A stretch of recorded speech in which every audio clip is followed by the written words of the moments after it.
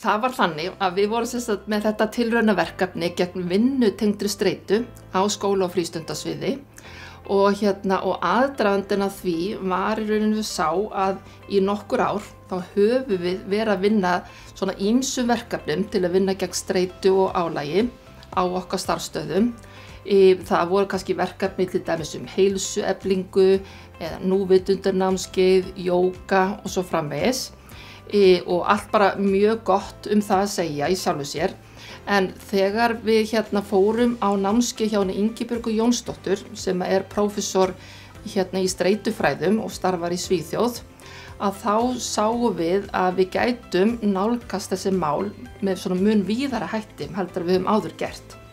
Og í staðinn fyrir að fókusera eingöngu á einstaklinginn að fara þá frekar að horfa á starfsstaðinn í heild sinni.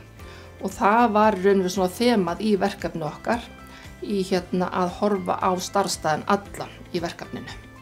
Við vorum með 10 starfsstaði hjá okkur sem tóku þátt. Þetta voru 3 grunnskólar og 3 leikskólar og svo 4 einingar úr frístundastarfinu.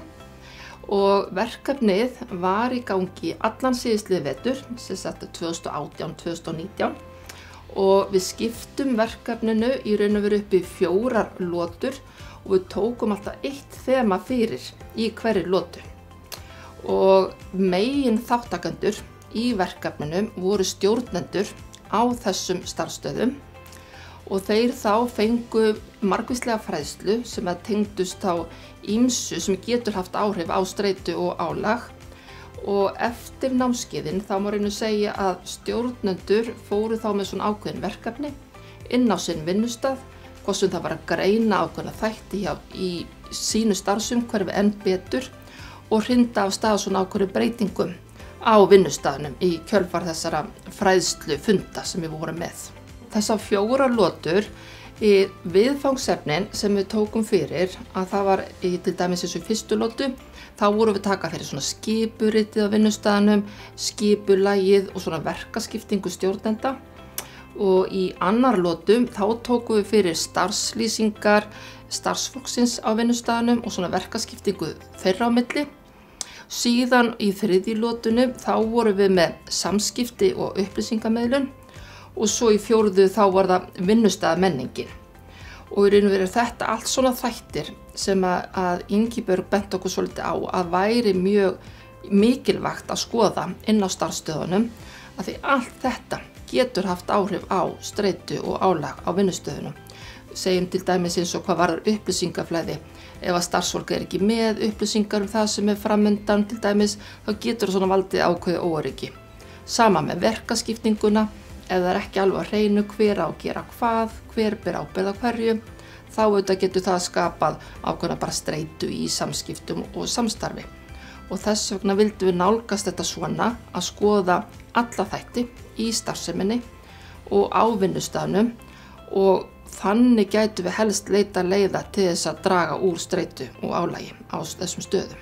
Það má eiginlega segja að það var í einni lotunu sem sagt samskipti og upplýsingamiðlun. Þá var ákveðið svona verkfæri sem við náðum að bæða kynna fyrir stjórnendum og starfsfólki sem við köllum samskiptaspjöldin. Og við höfum komist yfir þetta verkfæri í Danmörku og það gengur þannig fyrir sig að þá fórum við út á starfsstöðina og hittum starfsmannahópinn allan og unnum með þessu svokölluðu samskiptaspjöld. Og við gerðum það þannig að starfshópurinn skipti sér upp í hópa og við reyndum að hafa það þannig að í hópunum voru þeir starfsmenn sem unnum mest saman, til dæmis ein deild til dæmis eða eitt teymi. Og samskiptaspjöldin voru þess eðlis að á þeim eru svona fullyrðingar og geta varðað ýmislegt í samstarfi og samskiptum. Og sem dæmi má nefna það gat verið það skiptir máli að við séum öll stundvís eða það skiptir máli að húmorinn hér á þessum vinnustað sé góður eða við þurfum að ræða frekar samstarf og teymisvinnu og fleiri í þessum dúr og við unnum þetta þannig að hóparnir horfðu þá á samskiptaspjöldin og hver og einn starfsmaður valdi þá eitt spjald sem hann taldi mikilvægt að ræða í þeim hópi.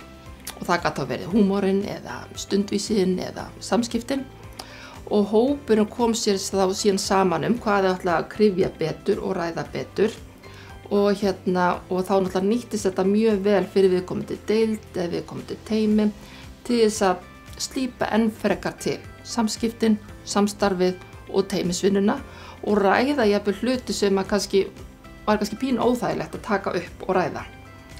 Og í framhaldi af umræðunni og svona greiningavinnunni að þá var það þannig að hver og einn starfsmaður fékk það verkefni að horfa hvað get ég gert til þess að bæta vinnustaðinn minn enn frekar og síðan fékk teymi það verkefni hvað getum við sem teymi gert til þess að bæta okkar samstarf og okkar samskipti sem hefur þá líka auðvitað áhrif á vinnustaðinn allan og svo var að lokum gat vinnustaðinn horft á þetta sameiginlega bara hvað getum við sem starfsmannahópur gert enn frekar til þess að bæta okkar samskipti og okkar samstarf og við fundum það að starfsmannahópunum fannst mjög gagnlegt að fá þetta verkfæri, þessi samskiptaspjöld til þess að hjálpa þeim einmitt aðeins áfram með hvernig við getum svona enn frekar bætt og slípa til samskipti og samstarf.